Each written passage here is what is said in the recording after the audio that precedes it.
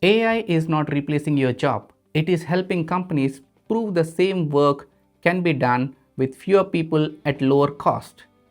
Hello, I am Mahesh Devalla, Chief Technology Officer, author, and strategic advisor to companies on AI across US, Europe, and India. Welcome to my channel where I cut through the noise of AI and focus on what truly matters for business, leadership, and future.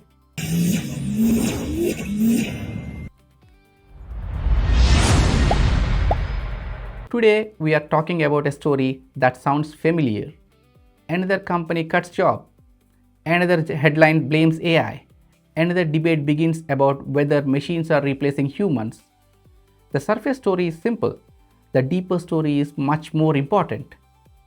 AI is not simply changing who does the work, it is changing how companies calculate the cost of the work itself. You might have seen this in news or in YouTube. Coinbase recently announced plans to cut about 700 employees, roughly 14% of its workforce, as a part of broader restructuring connected to becoming more AI native.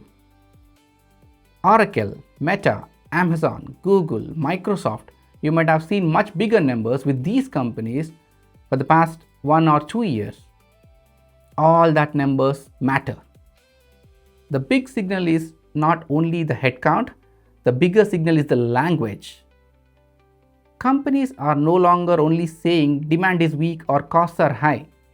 They are saying something different.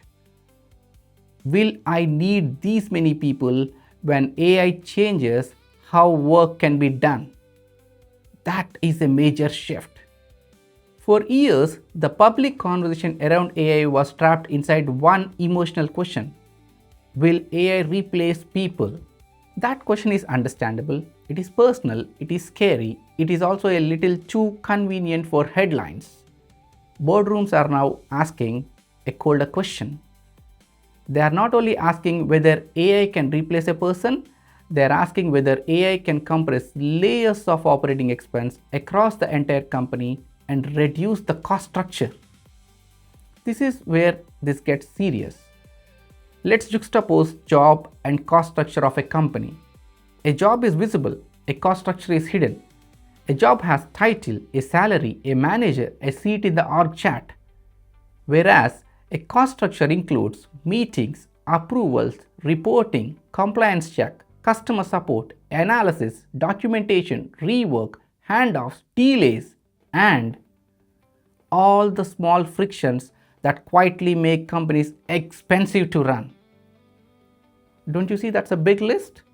AI does not need to replace a full role on day one to change a company's math on cost structure.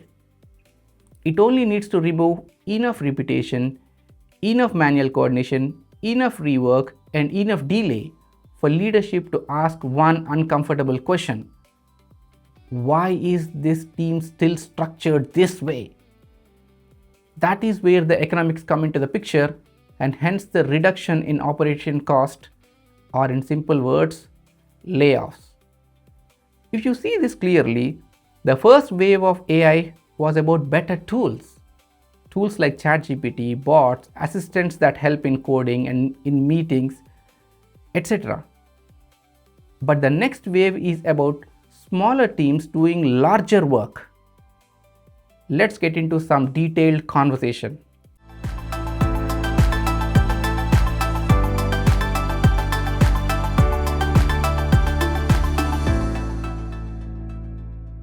The word AI native is interesting. When a company says it wants to become AI native, it is not only talking about employees using chatbots or GPTs or perhaps maybe coding assistants. It is talking about rebuilding workflows, roles, decision cycles, team design, and sometimes the entire operating model around what AI can do now. That sounds efficient, it can be. It also sounds uncomfortable, it can be that too. AI will not walk into your office wearing a robot suit. It will quietly enter the spreadsheet, the dashboard, the ticket queue, the finance close, the customer email, and the meeting notes. Maybe less cinematic, but much more dangerous. As I mentioned earlier in the video, Coinbase, Oracle, Meta, Google, Microsoft, Amazon, etc. are just anecdotes of this pattern. Let me give you an example. Anthropic recently announced an AI agent templates for financial services, including work such as building pitch books, screening KYC files, and closing the books at month end. Finance and insurance industries are not playgrounds. They are cautious, regulated, audit heavy, and full of manual knowledge work. You will be surprised to see how many number of Excels they deal with on a daily basis. When AI agents enter those workflows, the story is no longer about the tech companies. It becomes an interesting enterprise story. You might have heard about Claude Mythos and its repercussions on security, but that's for another video. If you want to know more, please mention that in the comment section. And if you like the video so far, a little love in the form of like and share would be a great motivation for us. There is always a pattern hidden in the moments. The market sees a leadership story, but I see a strategic reset.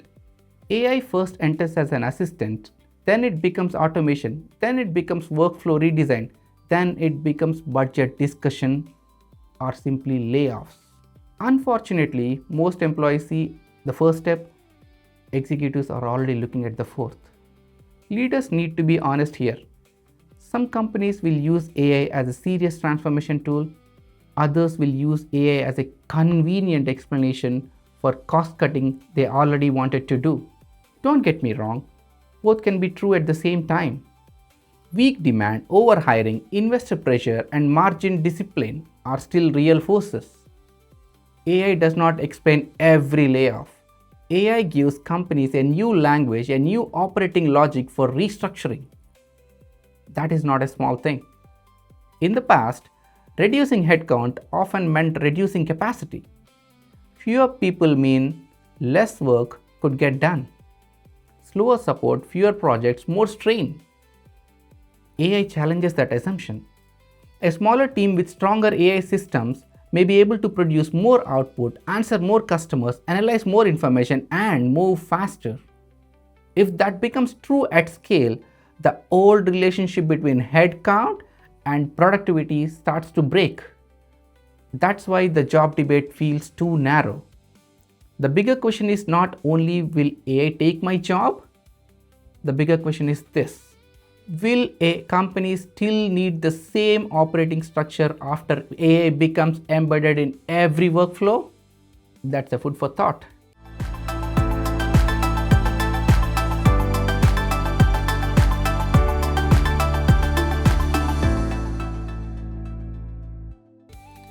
Think about customer support. AI can summarize tickets, suggest replies, detect sentiments, route issues, and identify patterns. In finance world, AI can review invoices, draft variance explanation, reconcile anomalies, and prepare board-level summaries. In engineering, AI can generate code, review pull requests, test edge cases, and reduce debugging cycles. In legal and compliance, AI can review documents, compare policies, extract obligations, and create audit trails.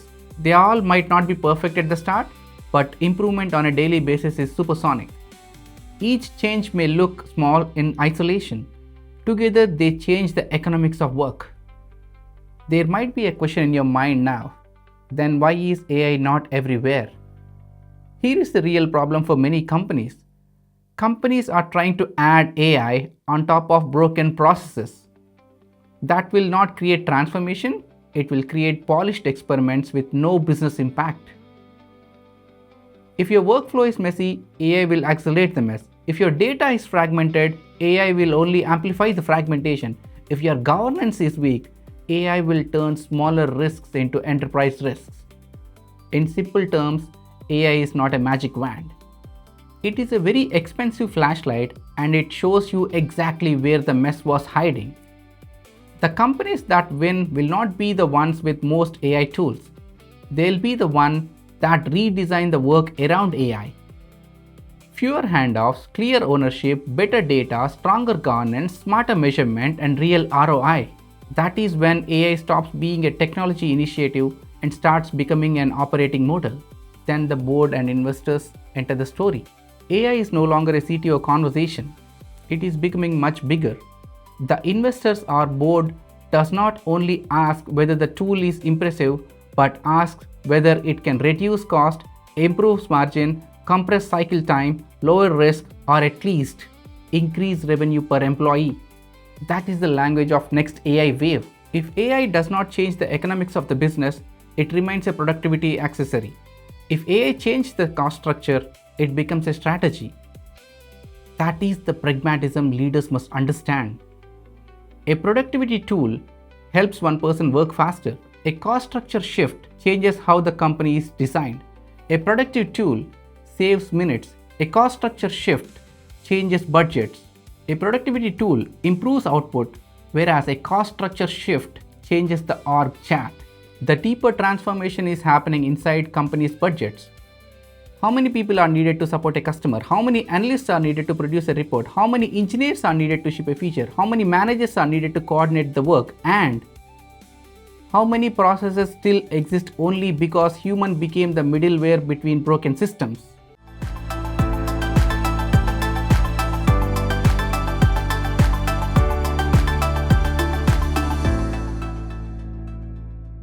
That last point matters.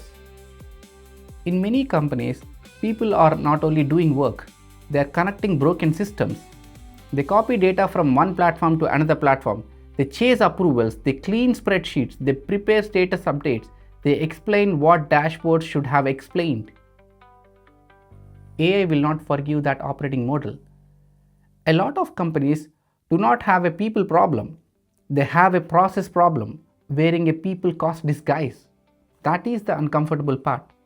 For decades, headcount looked like strength. In AI era, headcount alone may start looking like inefficiency. The future company will be measured differently.